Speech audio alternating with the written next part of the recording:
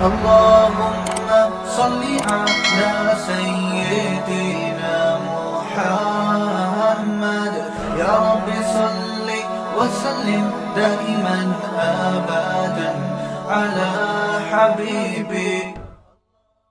ایک خاتون کے داماد نے اس کی بیٹی پہ ہاتھ اٹھایا. غلط کام ہے, میں ہاتھ اٹھانے کو پروموٹ نہیں کرتا, کہیں آپ یہ سمجھیں کہ شوہروں کو چاہیے بیویوں کو ماریں, ایسا نہیں ہے.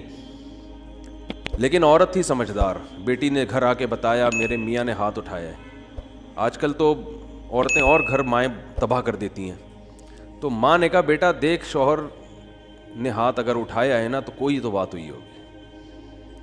فوراً کیا کرتے ہیں, فون گھما کے داماد کو گالیاں دینا شروع کر دیتے ہیں. یہی ہوتا ہے نا آج کل مارکیٹ میں, اٹھا گیا تو نے ہاتھ کیسے اٹھایا, ہوتا کون ہے تو, پہلے تحقیق کر لو بھائی بولا کیا ہے اس نے.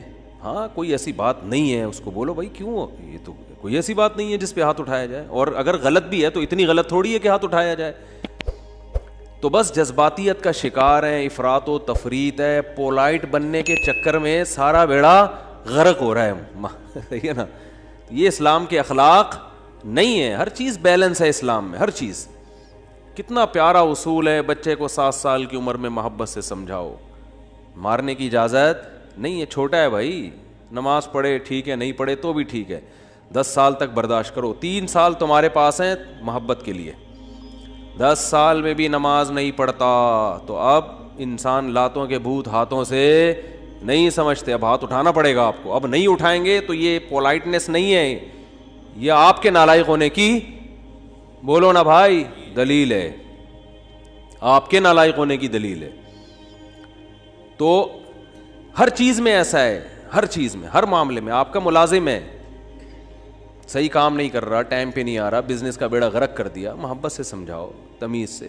2-4 دفعہ کے بعد چل بھائی چھٹی تیری, نکل پتلی گلی سے, ٹھیک ہے نا. یہ فیکٹری ہے, ہم نے کو ایدی سینٹر تھوڑی کھولا ہوا ہے ہم نے یہاں پہ.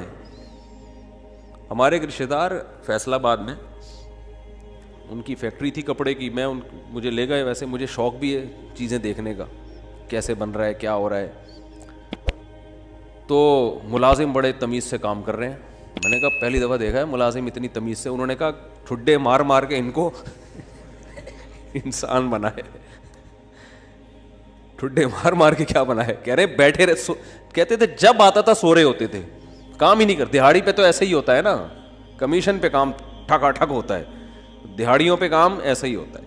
تو یہ نہیں ٹھڈے وڈے نہیں مارے, تمیز, اصل تو تمیز ہی ہے, لیکن تمیز کی بھی ایک کیا ہے میرے بھائی, حد ہے, حد ہے تمیز.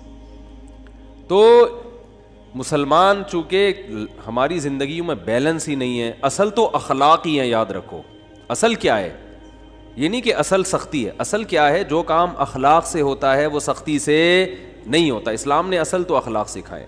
آپ صلی اللہ علیہ وسلم نے فرمایا قیامت کے دن میرے سب سے قریب وہ ہوگا احسنہم اخلاقا, جس کے اخلاق سب سے اچھے ہوں گے. گالیاں ٹھڈے یہ کوئی تہذیب نہیں ہے. مار دھاڑ, گھروں میں چیخو پکار, گالیاں دے رہے ہیں رشتہ داروں کو, گالیاں بلب کے رشتہ داروں کو. بھائی کہ لائٹ اگر جا رہی ہے تو گالیاں دینے سے لائٹ تھوڑی آ جائے گی, ٹھیک ہے نا. نہ بلب کے رشتہ داروں کو گالیاں دینے سے لائٹ آئے گی, نہ بلب کو گالیاں دینے. آپ کی زبان کیا ہو جائے گی, خراب ہو جائے گی. تو اصل تو اخلاق ہی ہیں.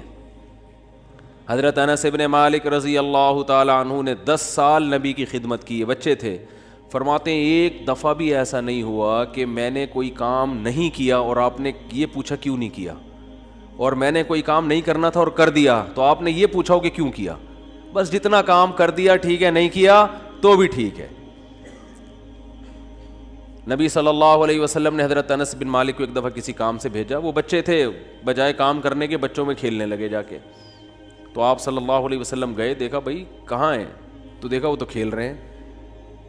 تو آپ صلی اللہ علیہ وسلم حضرت انس بن مالک کے پیچھے جا کے کھڑے ہو گئے. حضرت انس نے پیچھے مڑ کے دیکھا تو آپ صلی اللہ علیہ وسلم کھڑے ہوئے مسکرا رہے ہیں, کچھ بھی نہیں کہا.